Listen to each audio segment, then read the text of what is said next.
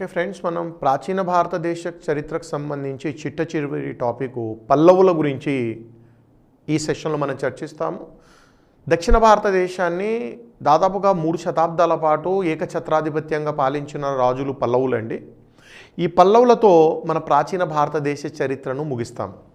Approximately 550 నుండి 850 మధ్యలో 300 సంవత్సరాలు కంచి రాజధానిగా ఈ పల్లవులు పరిపాలించారండి. కంచి రాజధాని కాంచీపురము అంటాము. తమిళనాడులో ఉన్న ఆంధ్రప్రదేశ్కు బార్డర్లో ఉంటుంది కాంచీపురం. ఇక్కడ బ్రీఫ్గా నేను వాళ్ళ రాజకీయ చరిత్రని ఇస్తాను. యాజ్ యూజువల్గా రాజకీయ చరిత్ర గురించి మనకు చాలా తక్కువగా ప్రశ్నలు వస్తాయి. వాళ్ళ కాలం నాటి సాహిత్యము, వాళ్ళు నిర్మించిన కట్టడాలు, ఈ 3 అంశాలు మన పల్లవులో చర్చిస్తాము. Brief political history, literature, art and architecture. రాజకీయ చరిత్రకు వస్తే ఈ వంశ స్థాపకుడు, ఈ వంశంలో మొట్టమొదటి వాడు సింహ విష్ణు అనేవాడండి. మొదటి రాజు సింహ విష్ణు. ఇతను వైష్ణవుడు కావడము విశేషం. వైష్ణవుడండి. ఏమంత ప్రత్యేకంగా వైష్ణవుడు అని చెప్పాల్సిన అవసరం ఏంటి? అవసరం ఉందండి. ఎందుకంటే సాధారణంగా దక్షిణాది రాజులందరూ శైవ మతాన్నే ఆదరిస్తారు. పల్లవుల్లో కూడా 20కు పైగా ఉన్నారండి రాజులు. అందులో 2 తప్ప అందరూ శైవులే. యాక్చువల్గా దక్షిణ భారతదేశం అంటేనే శైవము. ఎందుకు దక్షిణ భారతదేశంలో శైవం బలంగా ఉంటుంది? మీరు సింధు నాగరికతకి వెళ్ళాలండి. ద్రావిడుల ఆరాధ్య దైవము శివుడు.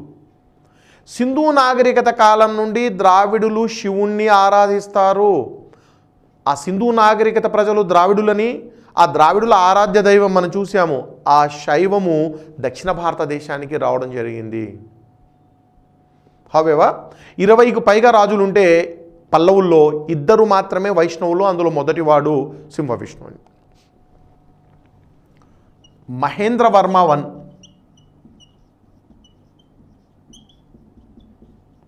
ఇతను ఇంకొక ముఖ్యమైనటువంటి రాజు. ఇతను ఒక సంస్కృత నాటకాన్ని రచించాడండి. రాజే కవి ఇతను. మత్త విలాస ప్రహసనము అనేటువంటి ఒక సంస్కృత నాటకాన్ని రాశాడు.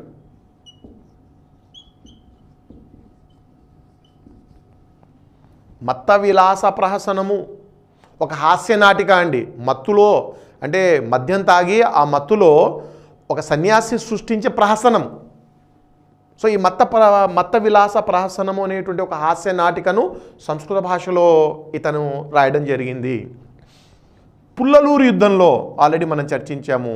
పుల్లలూరు యుద్ధంలో 2వ పులకేశి చేతిలో ఇతను మరణించాడండి. పుల్లలూరు యుద్ధంలో 2వ పులకేశితో పోరాడుతూ ప్రాణాలు వదిలాడు ఇతను. నెక్స్ట్ నరసింహవర్మ 1. ఇతను కుమారుడండి నరసింహవర్మ 1.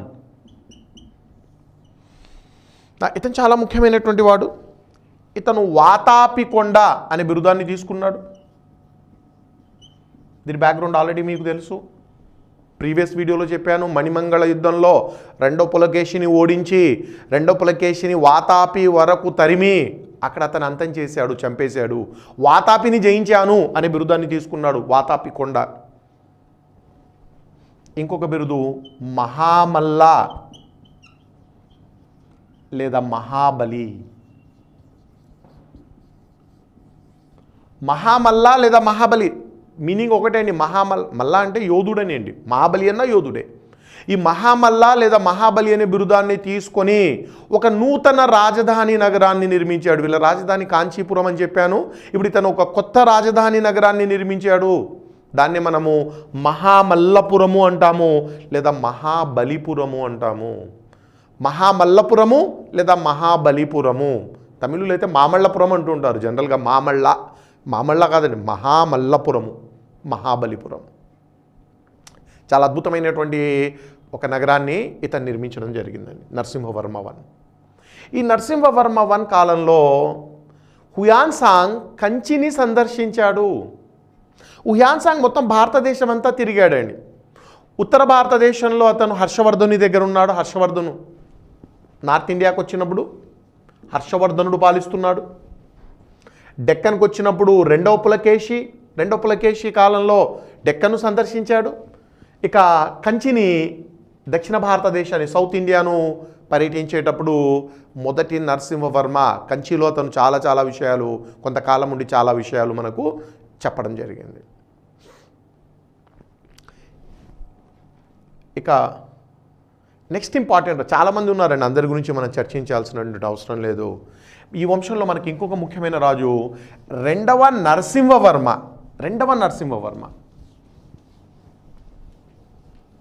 మధ్యలో ఉన్న రాజుల గురించి మనం పట్టించుకోవడం లేదు. నరసింహవర్మ 2. ఇతను మనకు 2-3 విషయాలు ఇతని గురించి మనకు చాలా ఇంపార్టెంట్ అండి. ఒకటి, ఇతనికి రాజసింహ అనే బిరుదు ఉంటుంది. ఈ బిరుదు చాలా ఇంపార్టెంట్ అండి. యాక్చువల్గా అతని అందరూ రాజసింహ అని పిలుస్తుంటారు. ఈ బిరుదుకున్నటువంటి ప్రాధాన్యత ఈ క్లాస్ చివరిలో మీకే తెలుస్తుందండి. ఒకటి, ఇతని కాలంలోనే మనకు ద్రావిడ శైలి ప్రారంభమైంది. నేను ప్రీవియస్ క్లాసెస్లో మీకు వివరించాను. భారతదేశంలో 3 రకాల శైలులు హిందూ దేవాలయ నిర్మాణంలో ప్రారంభమయ్యాయి. అందులో పల్లవులు ద్రావిడ శైలిని ప్రారంభించారని చెప్పాను. పల్లవులు నేను చెప్పినటువంటిది ద్రావిడ శైలి అంటే విమానం కానివ్వండి, గోపురం కానివ్వండి, ఇలాగ సెమీ పిరమిడల్ ఆకారంలో ఉంటే దాన్ని ద్రావిడ శైలి అంటాం. మన చుట్టూ ఉన్న ఆలయాలన్నీ ద్రావిడ శైలి అండి. అంటే పల్లవులు ప్రారంభించిన ద్రావిడ శైలి నేటికి దక్షిణ భారతదేశంలో కొనసాగుతుంది. అంటే అర్థం ఏంటి? పల్లవులు హిందూ దేవాలయాలకు ఇచ్చిన ఒక ప్లాన్ నేటికి నిరాటంకంగా, ఎటువంటి ఆటంకం లేకుండా కొనసాగుతుంది.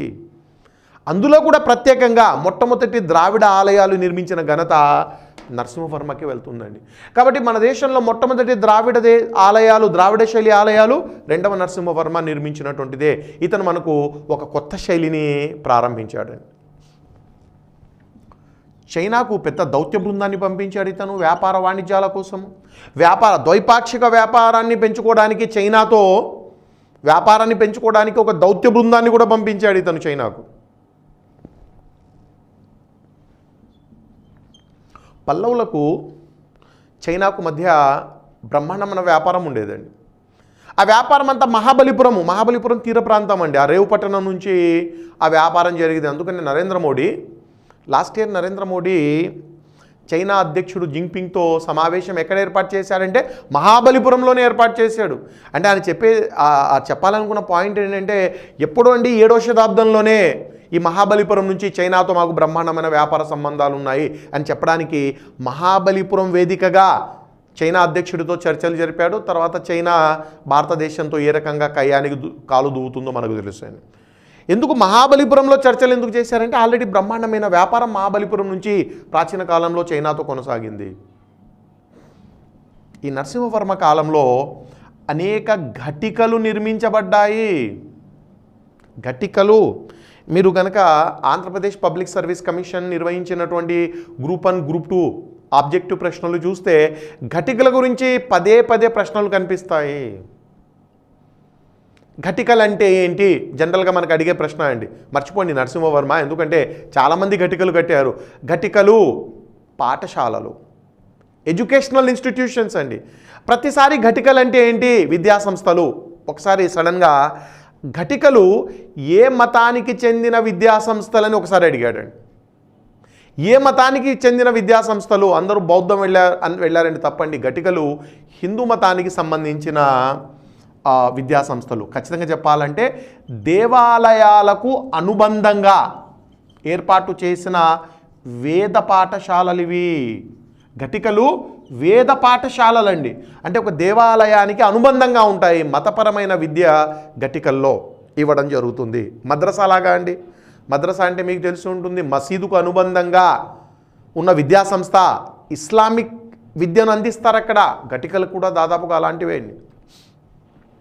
ఆ గ్రాడ్యుయేట్స్ను, అందులో చదువుకున్న వారిని ఘటికుడు అంటాము. ఇప్పుడు కూడా మనం ఎవరైనా తెలివిగా మాట్లాడితే ఘటికుడివే అంటాము. అంటే ఎడ్యుకేటెడ్ పర్సన్, ఆ ఘటికల్లో చదువుకొచ్చిన వాడిని ఘటికుడు అంటుంటాము. కాబట్టి ఇతను ఘటికలు నిర్మించాడండి. అవి హిందూ మతానికి సంబంధించిన వేద పాఠశాలలు. నందివర్మ 3, 3వ నందివర్మ, రెండవ నందివర్మ గురించి చూద్దాం. నందివర్మ 2. ఇతను ఒక ముఖ్యమైన రాజు. మధ్యలో చాలామంది రాజులు ఉన్నారు, మనం చర్చించడం లేదు, అక్కర్లేదు, అందరి గురించి మనం చర్చించాల్సిన అవసరం లేదు. ఇతను వైష్ణవుడు. ఈ వంశంలో ఇద్దరే వైష్ణవులు అని చెప్పాను. మొదటివాడు సింహ విష్ణువు వైష్ణవుడు, నందివర్మ వైష్ణవుడు. ఇతను అశ్వమేధ యాగం కూడా చేశాడు. ఇతను వైష్ణవుడు మరియు అశ్వమేధ యాగం కూడా చేశాడు. వైష్ణవుడు అశ్వమేధ యాగం చేయడం. ఇక ఆయన తర్వాత చాలామంది వచ్చారు. నందివర్మ 3 అండ్ అందరూ కూడా అక్కర్లేదు. మనకు చివరివాడు, ఈ వంశంలో అందరికంటే చివరివాడు అపరాజిత వర్మ.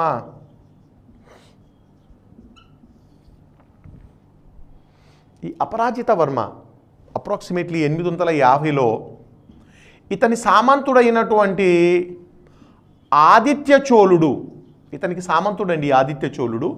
ఇతను తంజావూరులో సామంతుడండి, తంజావూరు నుంచి పాలించేటువంటి సామంతుడు. దండెత్తి అపరాజిత వర్మను చంపేసి మొత్తం సామ్రాజ్యాన్ని స్వాధీనం చేసుకున్నాడు. ఐ రిపీట్, ఈ అపరాజిత వర్మ కాలంలో ఆదిత్య చోళుడు తంజావూరుకు సామంతుడిగా ఉండేవాడు.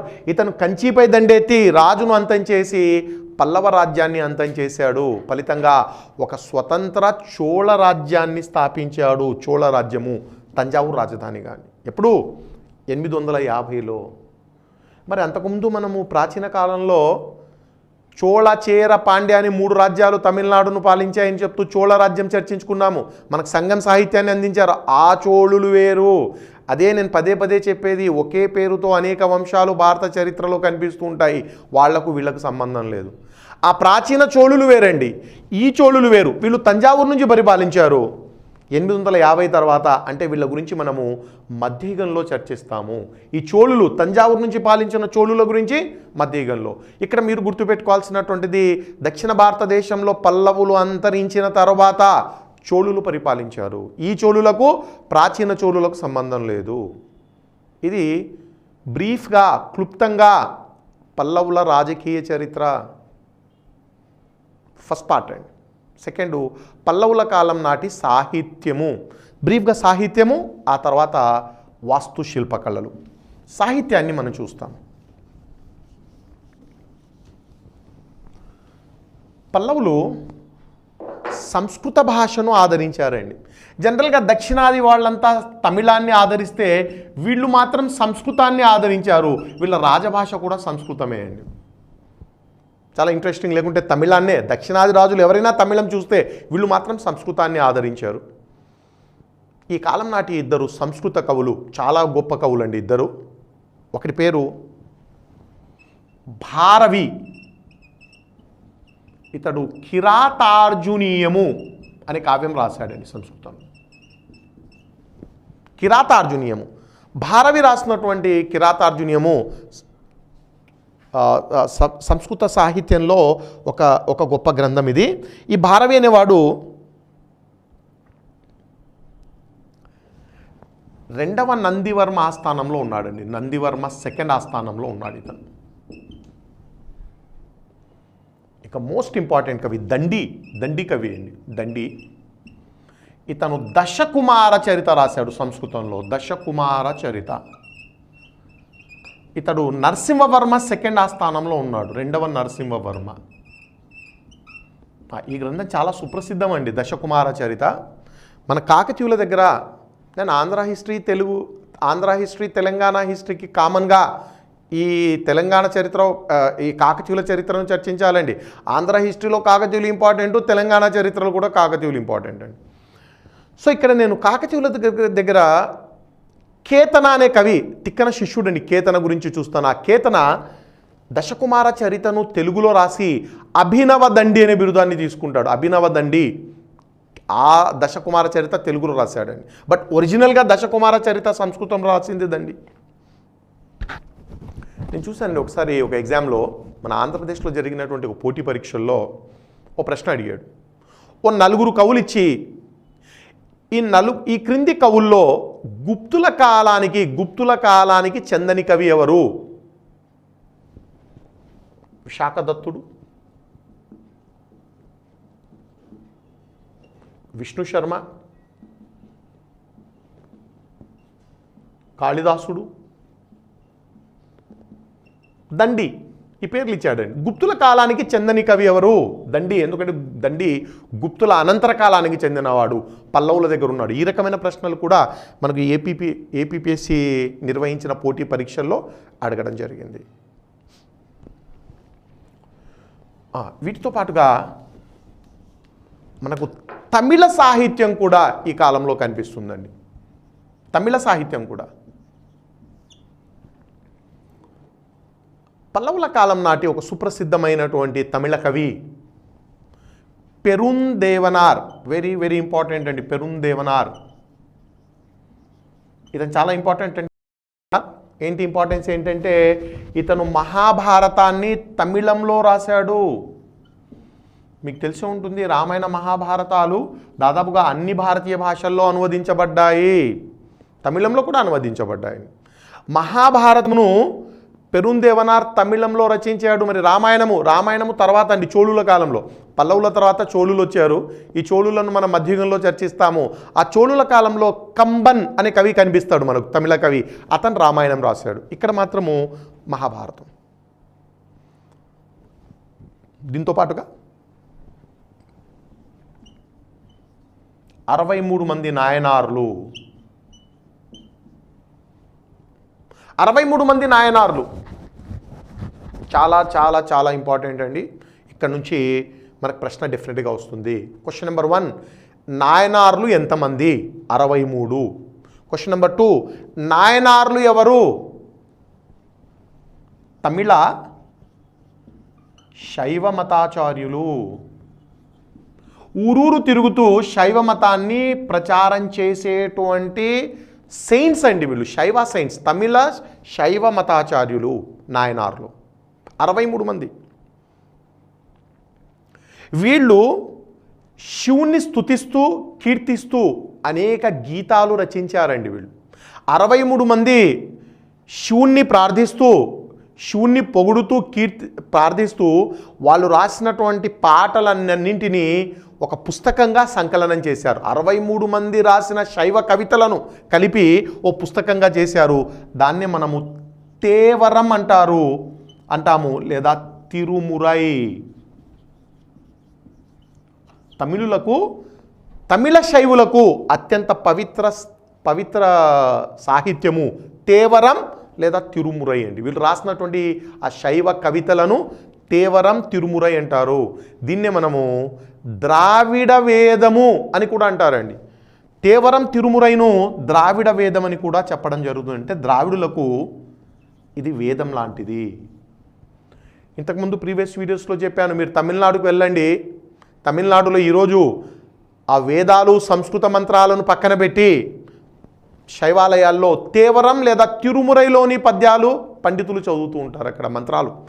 సో తమిళ దేవాలయాల్లో వేద మంత్రాలు, సంస్కృత మంత్రాలు ఉండవండి. ద్రావిడ ఉద్యమం బలంగా మారింది 20వ శతాబ్దంలో. సో దాని స్థానంలో తేవరంను తీసుకున్నారని. అది నాయనార్లు రాసినటువంటి తేవరం, తిరుమురై. ఇలాంటి సాహిత్యము వైష్ణవ సాహిత్యం కూడా ఉంది. 12 మంది ఆళ్వారులు. ఆళ్వారులు ఎంతమంది? 12. ఆళ్వారులు ఎవరు? వీళ్ళు తమిళ వైష్ణవ మతాచార్యులు.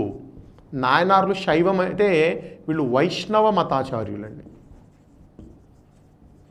వీళ్ళు ఈ 12 మంది రాసినటువంటి ఆ సాహిత్యాన్ని నలయిర దివ్య ప్రబంధము అంటామండి.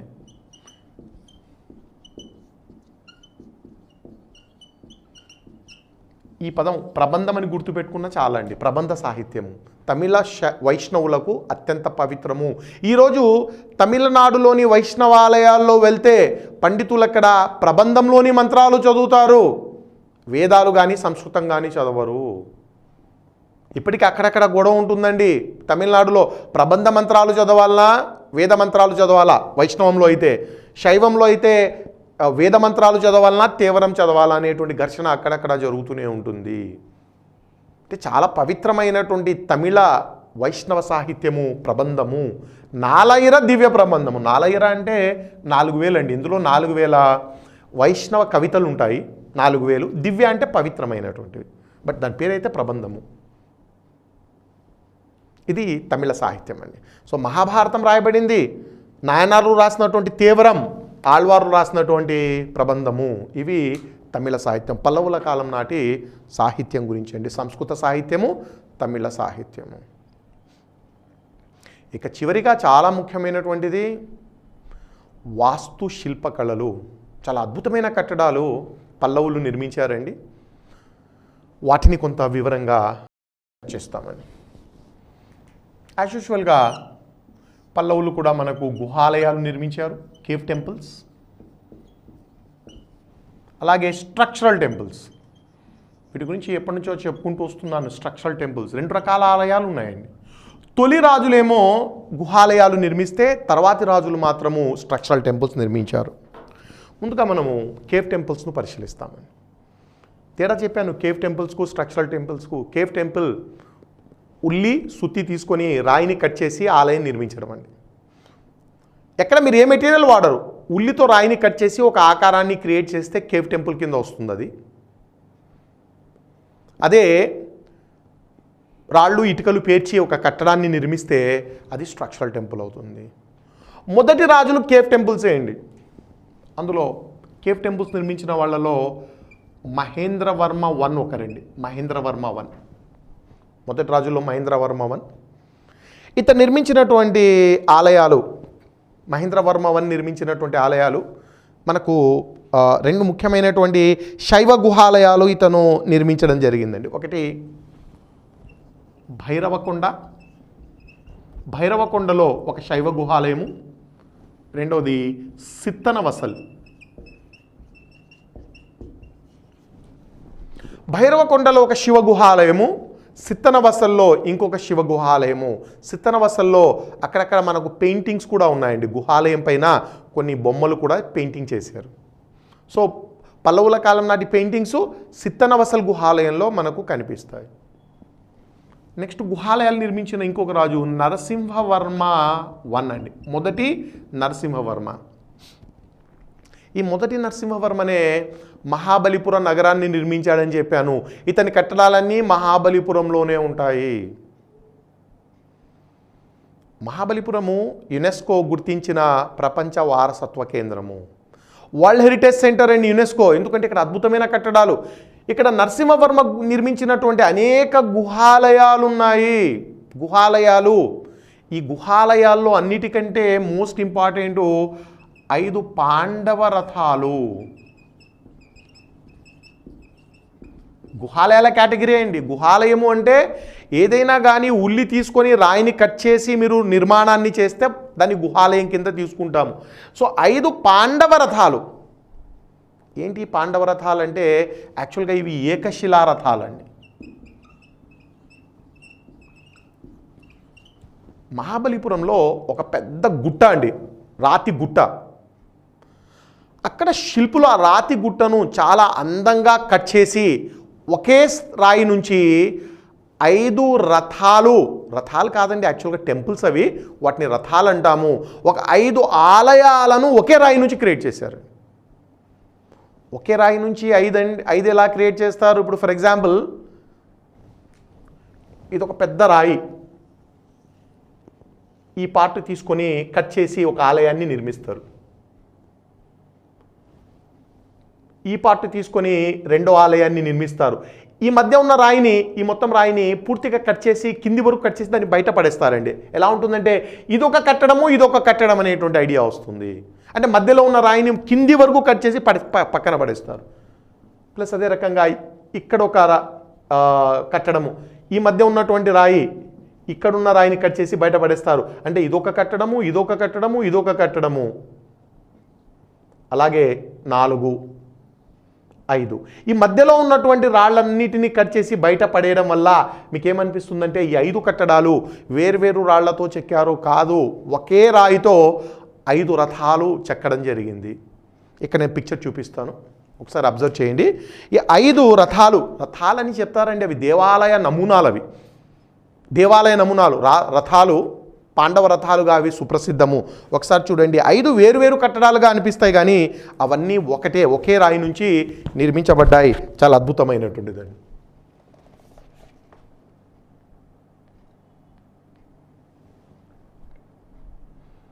సో 5 కట్టడాలు ఒకే రాయి నుంచి కట్ చేశారు. అంటే ఒక కట్టడానికి ఇంకొక కట్టడానికి గ్యాప్ ఉందంటే ఆ గ్యాప్లో ఉన్న రాయిని కూడా కట్ చేసి బయటపడేశారండి. 5 కూడా సింగిల్ స్టోన్స్ అండి. అవి 5 కలిపి ఒకే రాయి. అది పాండవ ఏంటి? స్థానిక ప్రజలు పేరు పెట్టుకున్నారండి పాండవ రథాలని. స్థానిక ప్రజల పేర్లు. నరసింహవర్మ దానికి ఏం పేరు పెట్టలేదండి. అంటే ఏకశిలా రథాలు నిర్మించి వదిలేశాడు. స్థానికులు ఇది ధర్మరాజు, ఇది ద్రౌపది, అందులో పెద్దగా ఉన్నటువంటిది భీమునిది, ఇలా స్థానిక ప్రజలు మహాభారతంలోని పాండవుల పేరుతో వాటిని పిలవడం మొదలుపెట్టారు. స్థానికులు పెట్టుకున్న పేరండి అది. యాక్చువల్గా పాండవులకు వాటికి సంబంధం లేదు. యాక్చువల్గా మీరు కనుక మహాబలిపురానికి వెళ్తే మహాబలిపురంలోని ఒక్కొక్క అణువు ఒక్కొక్క ప్రాంతము ఈ మహాభారత హీరోలతో లింక్ అయి ఉంటుందండి. స్థానిక ప్రజలు మొత్తం అక్కడ ఉన్న ప్రాంతాలన్నిటినీ పాండవులతో లింక్ చేశారండి.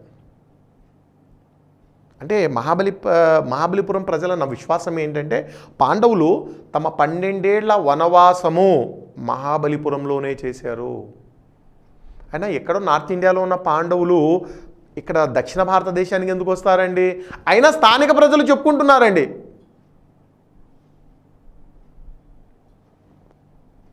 మీరు భారతదేశంలో కాశ్మీర్ నుండి కన్యాకుమారికి వెళ్ళండి, కొన్ని వందల వేల ప్రదేశాలు కనిపిస్తాయి. ఎలాంటి ప్రదేశాలు? మా ఊరికి రాముడు సీత, మా ఊరికి పాండవులు ద్రౌపది వచ్చారు, ఇక్కడ ఇంతకాలం గడిపారు. అంటే ప్రయత్నం ఏంటంటే గొప్ప గొప్ప వ్యక్తులకు మన ప్రాంతంతో కనెక్ట్ చేసి మన ప్రాంత గౌరవాన్ని పెంచుకోవాలనే ప్రయత్నం అండి. రామాయణ మహాభారతాలతో లింక్ లేనటువంటి నగరము రాష్ట్రము భారతదేశంలో లేదండి.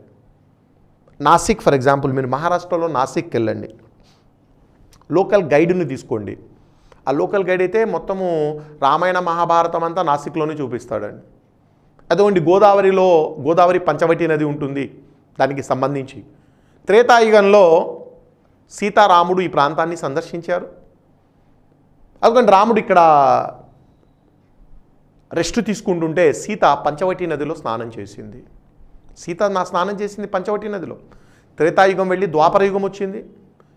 పాండవులు ద్రౌపది 12 ఏళ్ల వనవాసం ఇక్కడే చేశారు.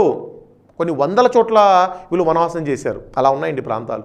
ఎక్కడ చూసినా మా ఊరికి వచ్చి 12 ఏళ్ళు ఉన్నారు పాండవులు. నాసిక్లో కూడా అంతే. మళ్ళీ ద్రౌపది అదే పంచవటి నదిలో స్నానం చేసింది. సీత స్నానం చేసిన నది, ద్రౌపది స్నానం చేసిన నది. మనం ఊరుకుంటామండి? మనం కూడా క్యూ కట్టేసి నాసిక్ వెళ్ళి మనం కూడా ఒకసారి మునిగి రావాలి పవిత్రమైనటువంటి ఆ నది. ఫలితం ఏంటి? నాసిక్ ఈనాడు భారతదేశంలో గొప్ప పుణ్యక్షేత్రము కనెక్ట్ అయిపోయిందండి రామాయణ మహాభారతాలతో. నాసిక్ను మనం ఈరోజు పుణ్యక్షేత్రాల నగరము అంటున్నాము. ఏ రాష్ట్రమైనా వెళ్ళండి ఇలాంటి ప్రాంతాలు తప్పనిసరి. తెలంగాణ భద్రాచలం దగ్గర మనకు పర్ణశాల అనే ప్రాంతం ఉందండి. ఏంటి ప్రజల విశ్వాసం ఏంటి? ఇక్కడ రాముడు సీత 14 ఏళ్ల వనవాసం ఇక్కడే గడిపారు గోదావరి తీరంలో. ఈనాడు భద్రాచలం ఎంత గొప్ప పుణ్యక్షేత్రమో నేను చెప్పాల్సిన అవసరం లేదు. విజయవాడ, కోస్తాంధ్రకి వెళ్ళండి, విజయవాడ. అసలు ఆ విజయవాడ అనే పేరు ఎందుకు వచ్చింది? అర్జునుడితో వచ్చింది. అర్జునుడికి విజయుడు అనేటువంటి పేరు ఉంది. ఆ విజయవాడకు అతని పేరుతోనే, అర్జునుని పేరుతోనే రావడం జరిగింది. ఇందాక నేను భారవి అనే కవి కిరాతార్జునీయము అనే సంస్కృత కావ్యం రాశాడని చెప్పాను. ఏంటి కిరాతార్జునీయం అండి? కిరాత అంటే హంటర్. శివుడు వేటగాడిలాగా వచ్చి అర్జునునితో యుద్ధం చేస్తాడు. ఒక పౌరాణిక గాథ అండి. వేటగాడిగా వచ్చిన శివుడు అర్జునునితో యుద్ధం చేస్తాడు. మీరు విజయవాడ ప్రజలను వెళ్ళడగండి, ఈ కథ మా ఊర్లోనే జరిగింది. ఇంద్రకీలాద్రి పైన, ఈనాడు దుర్గా గుడి ఉన్నటువంటి ఇంద్రకీలాద్రి పైనే శివుడికి అర్జునుడికి యుద్ధం జరిగింది అని విజయవాడ ప్రజల విశ్వాసము అక్కడ బాగా ప్రచారంలో ఉంది. రాయలసీమలో అనంతపూర్ జిల్లాలో లేపాక్షి అనే ఒక ఊరు ఉంటుందండి. విజయనగర కాలం నాటి అద్భుతమైన ఆలయం ఉంది ఇక్కడ. లేపాక్షి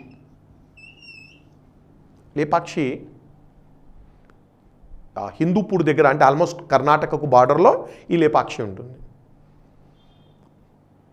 బాలకృష్ణను అడిగితే ఆయన ఎమ్మెల్యే అండి, ఆ ప్రాంతానికి ఎమ్మెల్యే బాలకృష్ణ, నందమూరి బాలకృష్ణ లేపాక్షి గురించి చెప్తాడు. మా ఊరికి ఆ పేరు ఎందుకు వచ్చింది, ఆయన ఎమ్మెల్యే అండి అక్కడ, శాసనసభ్యుడు. రాముడు సీత వనవాసం ఇక్కడ చేశారు. ఇలాంటి వేల ప్రదేశాలు ఉన్నాయని చెప్తున్నాను నేను. రాముడు సీత లేపాక్షిలో వనవాసం చేశారట. అసలు రావణాసురుడు సీతను కిడ్నాప్ చేసింది ఈ ప్రాంతంలోనే, ఎత్తుకుని వెళ్ళింది ఇక్కడే.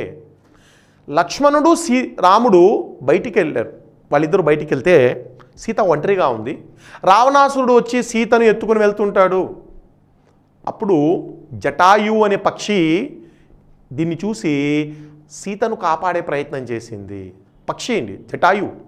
అప్పుడు రావణాసురుడు తన ఖడ్గంతో దాని రెక్కలు విరగొట్టాడు. రెక్కలు తెగిన పక్షి కింద పడిపోయింది. ఆ రకంగా రావణాసురుడు సీతను అపహరించి తీసుకెళ్ళిపోయాడు. కొంత సమయం తర్వాత రాముడు లక్ష్మణుడు వచ్చారు. ఈ జటాయు రెక్కలు తెగి పడి ఉన్నటువంటి ఆ పక్షి రాముడికి సీత గురించి చెప్పిందంట. రావణాసురుడు అపహరించాడు అనే విషయము రాముడికి ఎవరు చెప్పారు? ఈ జటాయు అనే పక్షి. అప్పుడు రాముడు ఆ పక్షిని లేపక్షి అన్నాడంట అండి. లేపక్షి. అప్పుడు రెక్కలు వచ్చేసాయి. ఆ పక్షి ఎగురుతూ వెళ్ళిపోయింది. ఆనాటి నుండి ఈ ప్రాంతానికి లేపాక్షి అనే పేరు వచ్చింది. లేపక్షి అన్నాడంటే రాముడికి తెలుగు చాలా బాగా వస్తుండాలి ఆ రోజుల్లో. అంటే అప్పటికే త్రేతాయుగంలో కూడా తెలుగు ఉంది. ఆయన లేపక్షి అన్నాడు, దానికి లేపాక్షి. ఇవన్నీ స్థానిక ప్రజలు ఇలాంటి సాంప్రదాయాలు, ఇలాంటి కథలు తీసుకొని వస్తారండి. అంటే ఇక్కడ జరుగుతున్నటువంటి పాయింట్ ఏంటంటే ఆ రామాయణ మహాభారత వీరులతో తమ ప్రాంతాన్ని కనెక్ట్ చేసుకొని తమ ప్రాంత గౌరవాన్ని పెంచుకోవాలనే ప్రయత్నము, అది కనెక్ట్ అయిందంటే పుణ్యక్షేత్రం అవుతుందండి. అది మహాబలిపురం కూడా అలాంటిదే. మహాబలిపురంలో కూడా మీరు కనుక గైడ్ను తీసుకున్నారంటే మొత్తం మహాభారతం అక్కడే చూపిస్తాడండి. అందుకని ఇక్కడ ఉన్నటువంటి ఆ ఏకశిల పేర్లు పెట్టారు. మహాబలిపురంలో ఒక అత్యద్భుతమైనటువంటి శిల్పం ఉందండి. అది యునెస్కో ప్రపంచ వారసత్వ కేంద్రంగా గుర్తించడానికి ఆ శిల్పమే కారణమండి. ఏంటి ఆ శిల్పం ఏంటి? చాలా పెద్ద శిల్పం అండి. భారతదేశంలోనే అత్యంత పెద్ద శిల్పం మహాబలిపురంలో. నేను వివరిస్తానండి. ఆ శిల్పంలో ఏముంటుందంటే ఒక వ్యక్తి సుదీర్ఘంగా తపస్సు చేస్తున్నాడండి. ఆ శిల్పంలో మీరు అబ్జర్వ్ చేస్తే తపస్సు చేస్తున్నటువంటి ఒక వ్యక్తి కనిపిస్తాడు. పైన కైలాసం అంటే శివుడు, శివపార్వతులు కైలాసంలో కూర్చొని ఉంటారు. ఈ వ్యక్తి చేస్తున్న తపస్సుతో వాళ్ళు సంతసించి శివుని తల నుంచి, కైలాసం నుండి నీళ్లు అలా భూలోకానికి వచ్చి ఈ వ్యక్తి ఆ గంగ కోసము తపస్సు చేస్తుంటే శివుడు గంగను కైలాసం నుండి భూమికి పంపిస్తాడు. ఇది ఆ శిల్పంలో ఉన్న దృశ్యము. నేను చెప్పాల్సిన అవసరం లేదు. ఈ తపస్సు చేస్తున్న వ్యక్తి ఎవరండి ఈ వ్యక్తి? భగీరథుడు. భగీరథుడు తపస్సు చేసి శివుని మెప్పించి గంగను భూమిపైకి తీసుకొచ్చాడనేటువంటిది చాలా చాలా అద్భుతంగా. బహుశా ఇలాంటి శిల్పము ఆ కొండరాయి పైన చెక్కారండి. ఇలాంటి శిల్పము ఇండియాలోనే ఎక్కడా లేదు. యునెస్కో దీని ప్రపంచ వారసత్వ మహాబలిపురంను, ఈ శిల్పం మహాబలిపురంలో ఉంటుందండి. పల్లవుల కాలం నాటి శిల్పం ఇది. కానీ స్థానిక ప్రజలు దీనిని అర్జునుని తపస్సు శిల్పము అని పేరు పెట్టారండి. ఇప్పుడు రేపు మీకు ఎగ్జామ్లో కూడా అర్జునుని తపస్సు శిల్పం ఎక్కడ ఉందని వస్తుందండి. ఎందుకంటే ఆ పేరు పాపులర్ చేశారు. పాండవ రథాలు ఎక్కడున్నాయనే ప్రశ్న వస్తుంది మహాబలిపురం పైన. అంతేగాని ఇది పాండవులకు సంబంధం లేదు, ఇది అర్జునుడికి సంబంధం లేదు. అంటే ఆ తపస్సు చేసిన వ్యక్తిని వీళ్ళు అర్జునుడు అంటారు. ఎందుకంటే ఆ మహాభారత ట్రెడిషన్స్ అంత స్ట్రాంగ్గా ఉన్నాయి.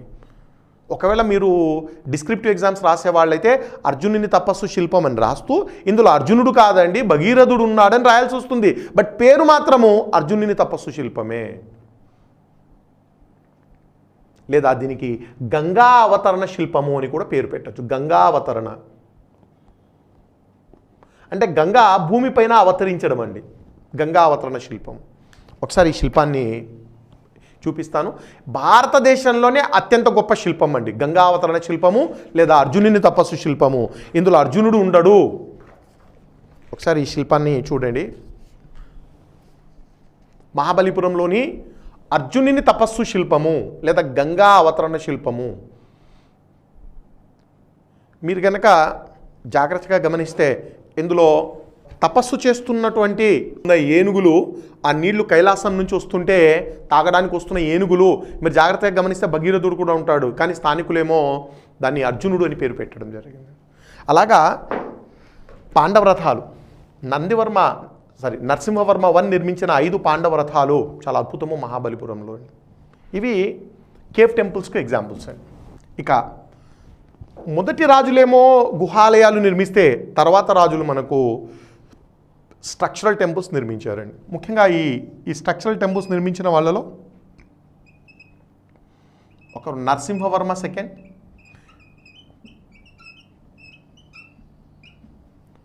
ఇంకొకరు నందివర్మ 2. వీళ్ళు చివరి రాజుల్లో వీళ్ళండి స్ట్రక్చరల్ టెంపుల్స్. రెండవ నరసింహవర్మ, రెండవ నందివర్మ చాలా అందమైనటువంటి అద్భుతమైన స్ట్రక్చరల్ టెంపుల్స్ నిర్మించారు. రెండవ నరసింహవర్మనే మనకు ద్రావిడ శైలిని ప్రవేశపెట్టినవాడు. కాబట్టి మొట్టమొదటి ద్రావిడ ఆలయాలు నరసింహవర్మ 2 నిర్మించినటువంటివే. ఇతను నిర్మించిన ఆలయాలు చాలా ఉన్నప్పటికీ నేను 2 ఆలయాలను చర్చిస్తానండి. ఒకటి తీర ఆలయము, తీర దేవాలయము. దీన్ని మనం షోర్ టెంపుల్ అంటామండి ఇంగ్లీష్లో, షోర్ టెంపుల్. ఎందుకు దీన్ని తీర దేవాలయం అన్నారు? జనరల్గా దేవాలయాలు దేవుని పేరుతో పిలువబడతాయి, కానీ ఇక్కడ చాలా ఇంట్రెస్టింగ్ అండి. ఎందుకు దీన్ని తీర దేవాలయం అని పేరు పెట్టారంటే ఇందులో 2 గర్భగుడులు ఉంటాయి, ఒకటి శివుడిది, ఇంకోటి విష్ణువుది.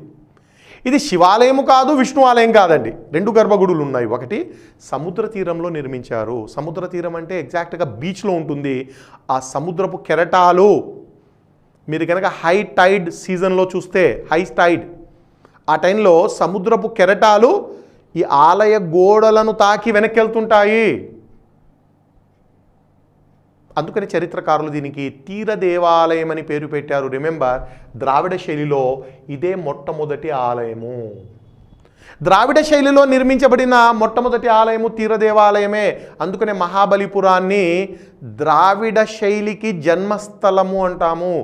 Birth place of Dravida temple style, temple architecture. So Dravida శైలికి జన్మస్థలం అని చెప్పచ్చండి. 2004లో భయంకరమైన సునామీ ఎక్కడో ఇండోనేషియాలో ప్రారంభమై మనకు మన తూర్పు తీరం కూడా బాగా ఎఫెక్ట్ అయిందండి. 2004 క్రిస్మస్ రోజున వచ్చినటువంటి సునామీ. ఈ రాకాసి అలలు ఈ తీర దేవాలయము పైనుంచి, అంటే తీర దేవాలయం కంటే కూడా హైట్లో అలలు వచ్చాయండి. అందరం అప్పుడు అనుకున్నాము అయిపోయింది, ఈ ప్రాచీన ఆలయం పోయింది, ఎందుకంటే ఎగ్జాక్ట్గా బీచ్లో ఉంటుందండి ఇది. కానీ నీళ్ళన్నీ వెనక్కి వెళ్ళిపోయిన తర్వాత ఆశ్చర్యం ఏంటంటే ఈ ఆలయము చెక్కు చెదరకుండా ఉంది. దేవుని మహిమ అనుకోండి, లేదా పల్లవుల టెక్నాలజీ బ్రహ్మాండంగా ఉంది, ఏదైనా అనుకోండి, మొత్తానికైతే ఆ ఆలయము చెక్కు చెదరకుండా ఉంది. అయితే ఈ నీళ్ళన్నీ వెనక్కి వెళ్ళిపోయాక ఆ సముద్ర గర్భం నుంచి కొన్ని రాళ్ళు బయటపడ్డాయండి. ఈ రాళ్ళు ఎలా ఉన్నాయంటే ఎగ్జాక్ట్గా తీర దేవాలయ నిర్మాణానికి ఉపయోగించిన రాళ్ళు ఎలా ఉన్నాయో సేమ్ యాజ్ ఇట్ ఈస్ అండి. అంటే ఈ కట్టడాలకు రాళ్ళని ఎలా ఉపయోగించే వాళ్ళంటే కొండ నుంచి ఒక యూనిఫామ్ సైజులో, ఇప్పుడు మన సిమెంట్ బ్రిక్స్ ఉంటాయి పెద్ద పెద్దవి, అలా రాళ్లను కట్ చేసి ఈ కట్టడాలు నిర్మించేవాళ్ళండి. అంటే ఈ తీర దేవాలయానికి ఏ రకమైన రాళ్లను ఉపయోగించారో యాజ్ ఇట్ ఈస్ అలాంటి రాళ్ళు సునామీ ద్వారా సముద్ర గర్భం నుంచి బయటకు వచ్చి పడ్డాయి. దీన్ని బట్టి చరిత్రకారులు ఒక అవగాహనకు వచ్చారండి. ఏంటంటే యాక్చువల్గా ఈ నరసింహవర్మ ఆ సముద్ర తీరంలో ఒకటి కాదు చాలా దేవాలయాలు నిర్మించాడు. ఏ గ్రూప్ ఆఫ్ టెంపుల్స్, అవన్నీ స్లోగా సముద్ర గర్భంలోకి, అంటే కోతకు గురై అన్నీ ఒక్కొక్కటిగా కలిసిపోయాయి. ఆ రాళ్ళు సముద్ర గర్భంలో ఉండి సునామీ ద్వారా బయటకు వచ్చాయి. అంటే అక్కడ చాలా దేవాలయాలు ఉండేవి, ఒకటి మాత్రమే మిగిలి ఉంది అని సునామీ తర్వాత మనం తెలుసుకున్న విషయము. ఎనీహౌ, మహాబలిపురంలోని తీర దేవాలయము మొట్టమొదటి ద్రావిడ ఆలయం. అందుకనే చాలా చాలా చాలా సందర్భాల్లో చాలా ప్రశ్నల్లో షోర్ టెంపుల్ పైన ప్రశ్న ఉంటుంది. కాబట్టి మహాబలిపురము ద్రావిడ శైలికి జన్మస్థలము అండి. ఈయన నిర్మించిన ఇంకొక ఆలయము కంచిలోని కైలాసనాథ ఆలయము. కంచిలో, ఇదేమో మహాబలిపురంలో, పైదేమో మహాబలిపురం అండి. రెండోది కైలాసనాథ ఆలయం ఏమో Kanchi. Take it for granted. ప్రాచీన భారతదేశంలోనే ఈ ఆలయానికి పోటీ వచ్చే ఆలయం మరొకటి లేదు. టోటల్ ఏన్షియంట్ ఇండియాలోనే అండి. ప్రాచీన భారతదేశ చరిత్రలోనే అత్యంత అద్భుతమైన ఆలయము కైలాసనాథ ఆలయము. ఆలయం చిన్నదే అండి, కానీ దాని అలంకరణకు వేలాది శిల్పాలు అలంకరించడం అండి. చాలా వండర్ఫుల్ టెంపుల్ అది. శిల్పకళకు కైలాసనాథ ఆలయము పెట్టిన పేరండి. అసలు యునెస్కో దీనిని అధ్యయనం చేస్తే బహుశా దీనికి ప్రపంచ వారసత్వ కేంద్ర హోదా రావాలండి కంచిలో కైలాసనాథ ఆలయం. సరే, ఎందుకో కానీ యునెస్కో ఇవ్వలేదు, బట్ అర్హత కలిగినటువంటి టెంపుల్ అండి. ఈ ఆలయ నమూనాతోనే బాదామి చాళుక్యులు పట్టడకల్లో విరూపాక్ష ఆలయం నిర్మించారని చెప్పాను. సో కైలాసనాథ ఆలయము one of the best temples. So ఇతను నిర్మించినటువంటి రెండు ఆలయాలు ఒకసారి మీరు గమనిస్తే, ఇక్కడ ఆ రెండు బొమ్మలు ఇచ్చాను. కింద మీరు చూస్తే రెండు ఆలయాలు. మొదటిదేమో షోర్ టెంపుల్ అండి, మహాబలిపురంలోని తీర దేవాలయము. రెండవ పిక్చర్ ఏమో కంచిలోని కైలాసనాథ ఆలయం. షోర్ టెంపుల్, కైలాసనాథ టెంపుల్. షోర్ టెంపుల్ మహాబలిపురం, కైలాసనాథ టెంపుల్ కంచి. ఇవి రెండు పక్క పక్కన ఇచ్చానండి. సో నరసింహవర్మ రెండు నిర్మించినటువంటి ఆలయాలు. ఇక నందివర్మ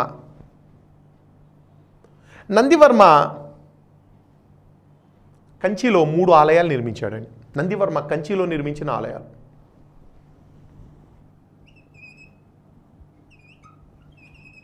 మాతంగేశ్వర ఆలయము, ముక్తేశ్వర ఆలయము, వైకుంఠ పెరుమాళ్.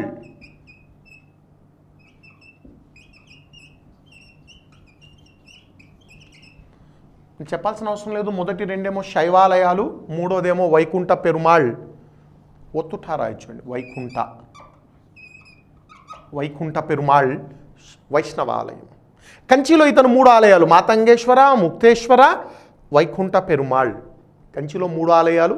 వీటితో పాటుగా ఇంకొక చాలా ఆంధ్రప్రదేశ్ హిస్టరీలో చాలా ఇంపార్టెంట్ అండి. తిరుపతి సమీపంలో, ఆంధ్రప్రదేశ్ చిత్తూరు జిల్లా తిరుపతి సమీపంలో గుడిమల్లం అనే ఒక చారిత్రాత్మకమైన గ్రామం ఉందండి. తిరుపతి నుండి ఇది బహుశా 10-15 కిలోమీటర్లు అండి. రేణిగుంట దగ్గర ఉంటుంది గుడిమల్లం అనే ఊరు. ఇక్కడ నందివర్మ నిర్మించినటువంటి ఒక అత్యద్భుతమైనటువంటి ఆలయము. సో ఇది మతపరంగాను చారిత్రక పరంగాను అత్యంత ముఖ్యమైనటువంటిది ఈ ఆలయం. ఇది పరశురామేశ్వర ఆలయము అండి. గుడిమల్లంలో పరశురామేశ్వరాలయము.